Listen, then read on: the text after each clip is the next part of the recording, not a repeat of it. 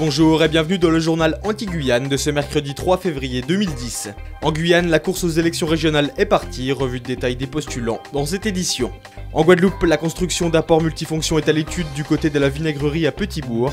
Objectif, accueillir 500 bateaux et accroître l'attractivité touristique du bourg. En Martinique, l'État débloque une enveloppe exceptionnelle de 600 000 € pour soutenir le secteur agricole. Un bol d'oxygène pour les agriculteurs durement touchés par la crise. La course au régional est lancée dans la perspective du premier tour fixé au 14 mars prochain. Les prétendants se dévoilent peu à peu.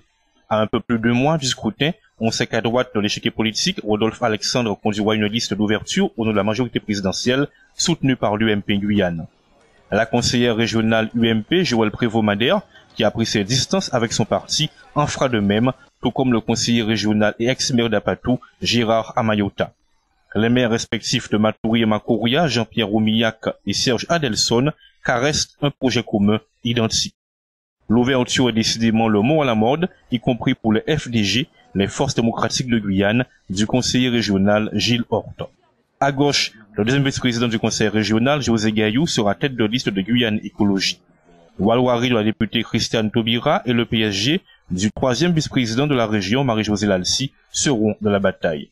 Il est plus que probable aussi que le numéro 2 sortant de la collectivité régionale, la députée Chantal Berthelot, voudra conquérir le fauteuil laissé vacant par Antoine Karam. À Petit-Bourg, le réaménagement de la vinaigrerie va prochainement se matérialiser par la construction d'un port multifonction. Le projet est encore au stade de l'étude jusqu'à la fin du premier semestre et prévoit l'agrandissement du périmètre portuaire pour une capacité d'accueil de 500 bateaux. Cet aménagement estimé à près de 13,5 millions d'euros vise à renforcer l'activité des pêcheurs, accroître l'attractivité touristique du bourg et développer les commerces qui jouxtent le littoral. David Nebor, adjoint au maire chargé de l'aménagement du territoire, se veut confiant face à un projet qui va considérablement dynamiser sa commune. Il s'agit pour nous de mettre en place un dispositif qui va ramener un intérêt à fréquenter ce bourg, à acheter dans ce bourg, à manger dans ce bourg, à exercer des activités culturelles, sociales, des activités économiques, tout simplement sur ce territoire. Développement de la pêche, de la plaisance et du cabotage, la vinaigrerie et sa nouvelle infrastructure s'apprêtent à revêtir des allures de polyvalence et de multifonction. Le PSEA, le plan de soutien exceptionnel à l'agriculture décidé par le président de la République afin d'aider la filière durement touchée par la crise en 2009, va entrer dans une phase active selon le ministère de l'Agriculture. Toutes les phases d'études ont été menées afin de coordonner au mieux l'utilisation des 600 000 € de fonds contenus dans cette enveloppe exceptionnelle.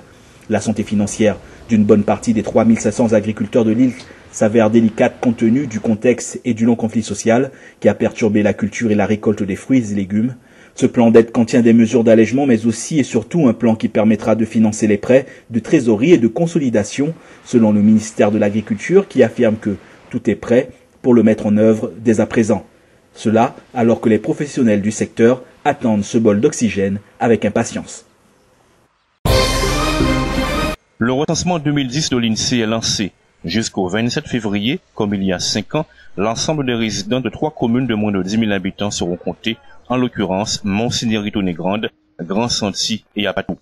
Par ailleurs, 8% de la population de 5 communes seront visitées par des enquêteurs habilités, à savoir Cayenne, Kourou, Matoury, Rémire-Montjoly et Saint-Laurent-du-Maroni. En tout, près de 25 000 personnes recensées dans 8 000 logements seront sondées. Pour information, au 1er janvier de cette année, la Guyane comptait près de 230 000 habitants. Les premières études liées au recensement de la population en 2006 aux Antilles comme en Guyane viennent d'être rendues publiques par l'INSEE.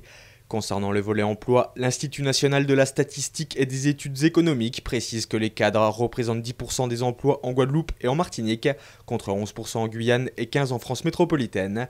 Une situation limitée par l'arrivée de personnes actives et qualifiées, plus fréquemment des cadres en provenance d'autres régions de France. L'INSEE démontre également dans son étude que les actifs de BMAO qui n'habitent pas la commune viennent du gosier de Petit-Bourg s'ils sont cadres ou chefs d'entreprise et des abîmes s'ils sont employés ou ouvriers. Enfin, 80% de la population active en Guadeloupe et en Martinique contre 69% en Guyane privilégient la voiture pour aller travailler au détriment de la marche et des 2 roues. Avec 5 tués sur les routes pour le seul mois de janvier, les premiers chiffres de la sécurité routière sont inquiétants. À ce rythme, l'on pourrait déplorer 60 décès d'ici à la fin de l'année, si cette tendance se confirme. Et c'est bien pour cela que les autorités passent à la vitesse supérieure pour sensibiliser le plus grand nombre aux dangers de la route. Ainsi, une nouvelle campagne forte en émotion est lancée et développe les témoignages de victimes de la violence routière, aujourd'hui en situation de handicap. À quelques jours du carnaval, cette opération est la bienvenue quand on sait que cette période est généralement très accidentogène. De surcroît, il s'agit de ne pas inverser la tendance de l'année dernière où 29 morts avaient été recensés, soit les résultats les plus encourageants pour la sécurité routière depuis 1972.